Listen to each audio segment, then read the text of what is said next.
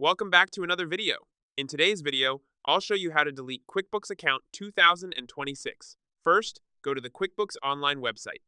Open your browser, type in the QuickBooks URL, and press enter. Once the page loads, look at the top right corner and click on the Sign In button. This will take you to the login page. Enter your email address and password and make sure everything is correct. Then click Sign In to access your dashboard. After logging in, you'll see your account dashboard where you can manage your QuickBooks activities.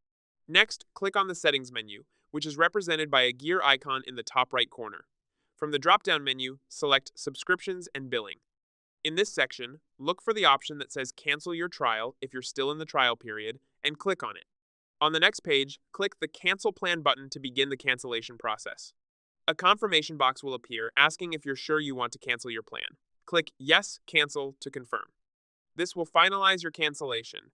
Make sure you no longer need any data from your account, as this action may be irreversible. And that's it.